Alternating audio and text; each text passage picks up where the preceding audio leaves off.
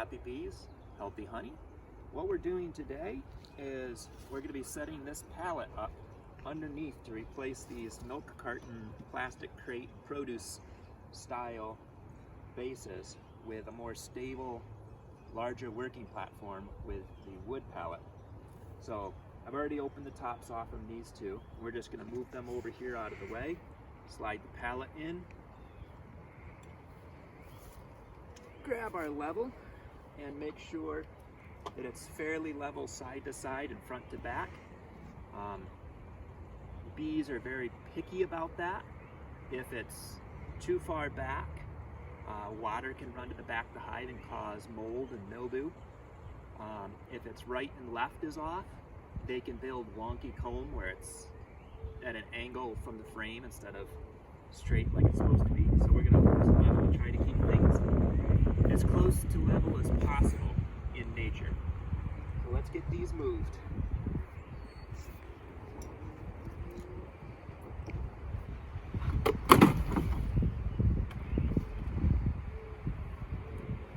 You never want to do that with a live hive.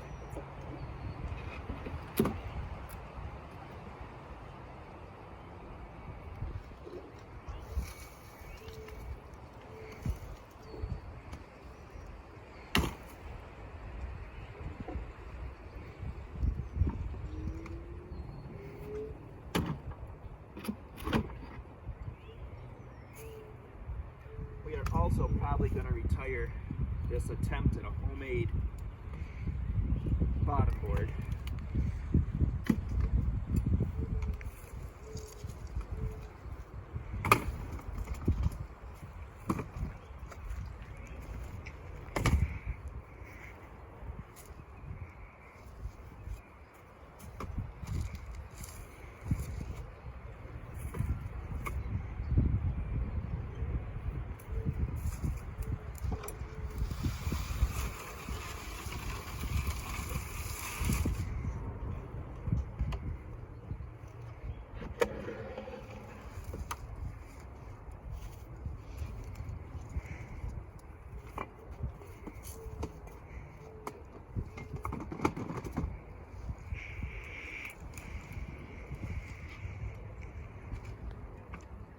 That's funny.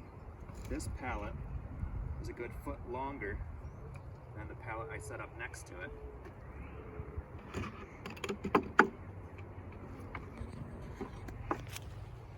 We've got a great opportunity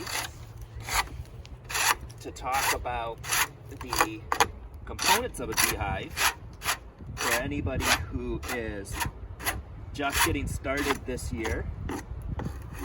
You might want to check out my beekeeping equipment for beginners video. So we have your basic entrance reducer with a little addition I added on here.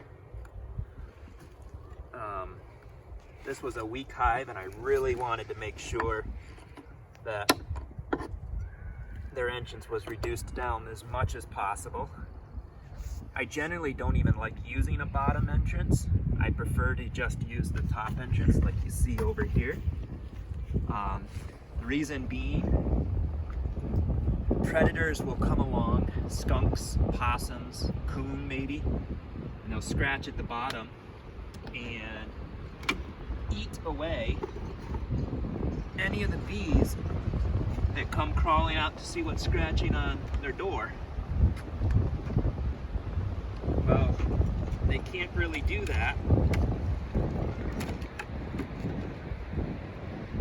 as easy if the entrance is way up higher, theoretically out of reach. So, another question you might have is if these are dead out hives, why am I setting them back up? You never know. Maybe this nice looking hive is all set up here and a spring swarm of honeybees comes along and say, huh, this looks like a great spot. And then I have free bees. I don't need to do anything. This equipment on this particular hive, if it does not get occupied, might get retired this year because it was equipment that some other beekeeper was getting rid of, and it's older equipment, and you can see I could completely reach through there, and over here the bees on the softer wood have chewed out their own little entrances here, so it's not very northern friendly. This hive did not have a whole lot of bearding on the front of the hive where all the bees come out and hang off the side when they're too hot. Because of all of these extra holes, they kind of didn't really need to come out as much. But when it comes to wintertime, in this hive, I took some political signs and stapled them to the outsides of the hive to kind of give a little weatherproofing there so that the bees wouldn't freeze. And this hive of bees, which held high promise, I think this one came from a wild bee tree that I collected a swarm out of the top of a guy's apple tree. That was a fun one. So they were good treatment-free wild survivor stock, but then they went and they all exited out of the hive through these extra entrances, and they clustered between the yard sign and the hive and froze to death. So the exact thing that I put up to try to keep them from freezing to death led to them freezing to death. And sometimes that's just the way beekeeping goes. This is not a bottom board. This is a spacer. When it's really hot, you can put these in place, and it provides just this extra amount of space for the bees to ventilate their hive a little bit and hang out and not be as clustered together, rather than coming out and hanging out on the outside. But for today, it's going to become the new bottom. One thing I didn't do is I didn't check my level here.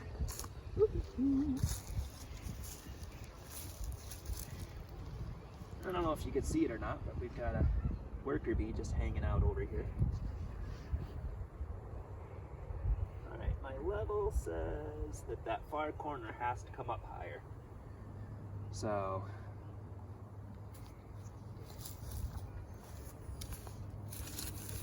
the nice thing about leveling hives when you don't have anything in them.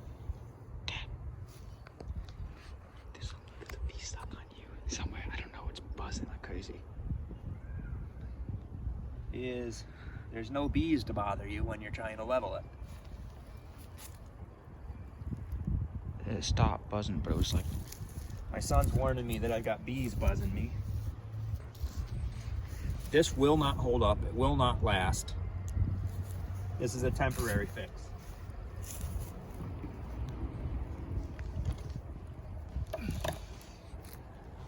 However, the level is now saying that we are level that way.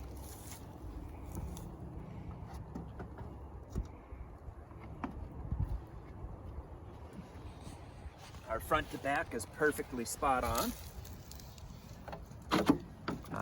You want to zoom in on this bubble right here, if that's what you're doing. Or are you checking out my bee?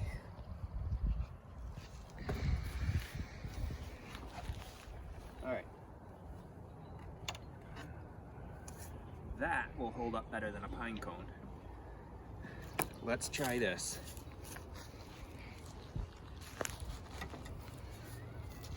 We'll put this guy back in place.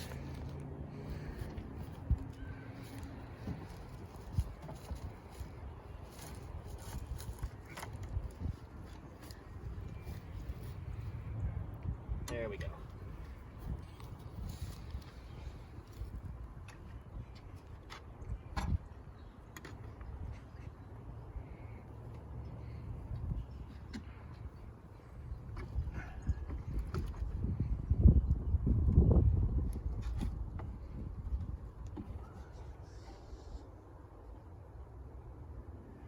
The great thing about having things on video is later in the year when I'm wondering about this hive, I can go back and watch my video and say, oh yeah, that's only a spacer.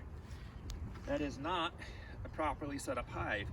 So if something moves into this hive, which that's kind of the way things work in beekeeping, if you set something up kind of temporary, looks great, they move in. We'll see. But if that happens, I know I need to go back to that one and change it.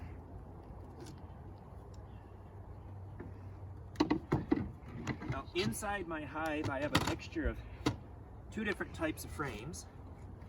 Wooden foundation, wooden frame, no foundation. This actually just fell out, so that's gonna get processed. And plastic foundation, which has the cell honeycomb structure imprinted on the plastic, and then the bees draw that out. Usually you have to coat it with wax in order for them to take to it, but what I like to try to do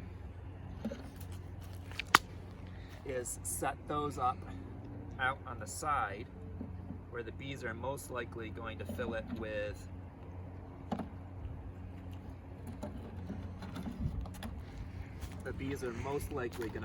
with pollen and honey, and that way I'm able to use these. They draw a more natural cell size and possibly healthier bees. So we've got wooden foundationless and plastic with pre-drawn.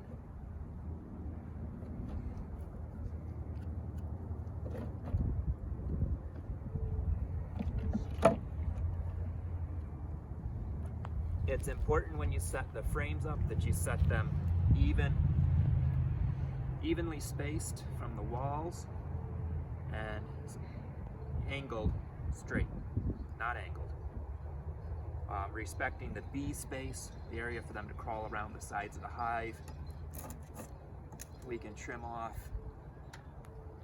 this extra stuff on the top here. Now's a good time to do that. Just checking to make sure there's not a bee crawling up my pant leg. No fun. Next part is your inner cover, which can be set with the opening down or the opening up. I think the opening up is for winter. Flip it around for summer to allow that extra little ventilation space. So we're going to set that in place. And the telescoping outer cover. So this is sort of set up for the summer. I do need to get a bottom board underneath that hive. And while I'm thinking about that, we also have a queen excluder, which keeps a queen in the lower section of the box, theoretically.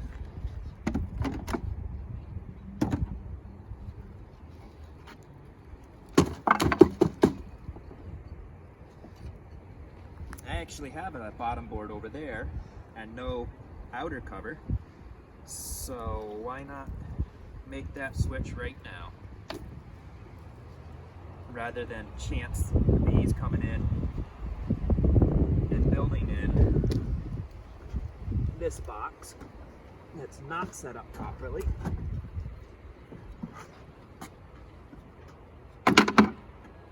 Let's set it up proper.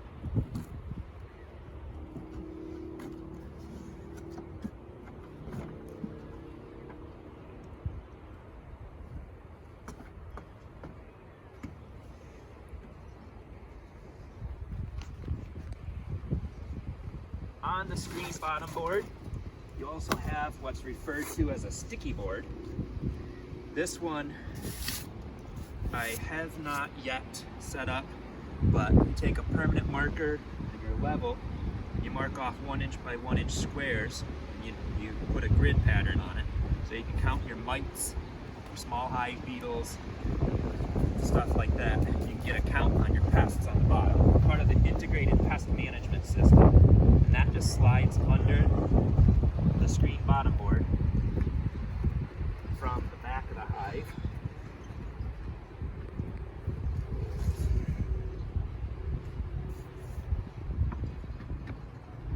And I'm just going to add this to our stack of drawn frames that were not working.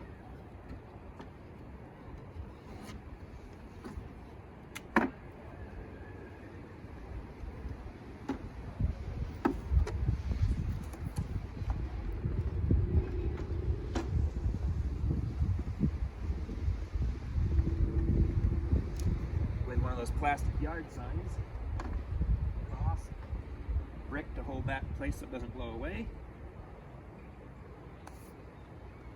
And that's what we're doing in the bee yard on this beautiful spring day. So Willow, Brook, Apiaries, and Homestead, happy bees, healthy honey, happy homesteading. God bless.